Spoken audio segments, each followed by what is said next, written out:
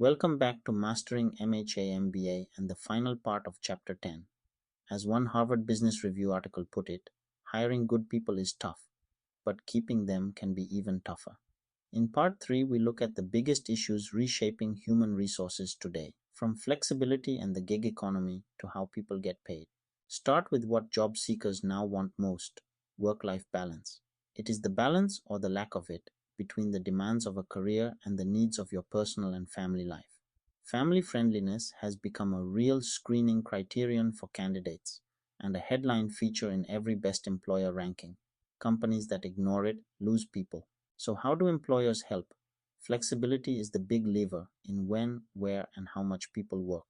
Some go further with standout perks. Schwab offers paid sabbaticals, Netflix lets employees take unlimited vacation, and Xerox lets workers buy extra vacation days through payroll. The pandemic proved that far more flexibility is possible than most employers once believed. Now, the biggest structural shift of all: the rise of independent work. An independent contractor works on demand, a freelancer taking gigs for short stretches. Drive for Uber, build a website for a fee, do effects on a film for 3 months, you are a gig worker. The pay can be good, but there is no security. It is all temporary.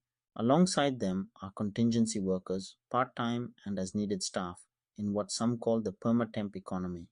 Employers love them because they are easy to scale up or down, with no benefits and no severance. But for the workers, it often means lower pay, less security, and no access to health insurance, retirement, or paid time off. Here is where this gets very current, and the numbers are staggering. The gig economy has reached critical mass.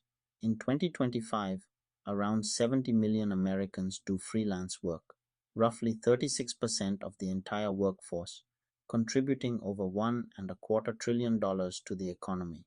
Full-time independence more than doubled from 2020 to 2024, and by 2027, freelancers may make up more than half of all US workers. Whatever the arrangement, pay matters enormously, and the trend is pay for performance. Merit pay ties your raise directly to your assessed performance. The logic is simple: reward high performers, signal to low performers. But it only works if performance is measured well. And honestly, most employees do not fully understand how their own pay is decided. Beyond base pay, employers use a toolkit of incentives. Bonuses are one-time rewards for hitting a goal. Profit sharing hands employees a slice of company profits.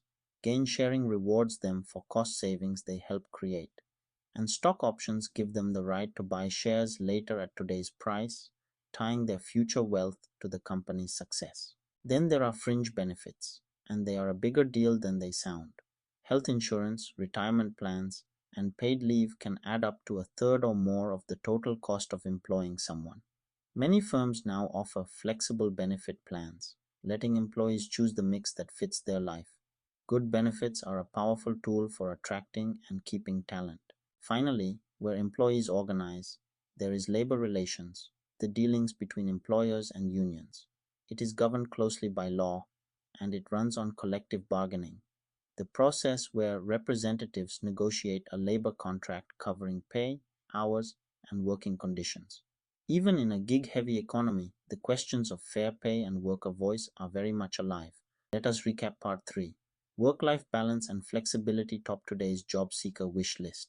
The gig and contingency workforce is exploding toward half of all workers. Pay is moving toward pay for performance, backed by bonuses, profit and gain sharing, and stock options. Fringe benefits and labor relations round out the picture. This builds on our chapter notes from Schermerhorn and Bachrach's Exploring Management, 7th edition, on current issues in HR, updated with 2025 data on the scale of the gig economy. That completes Chapter 10 on Human Resource Management. You now understand the purpose and law of HR, how companies hire and develop people, and the big issues reshaping work today. If this helped you, subscribe so you do not miss the next chapter, and we will see you there.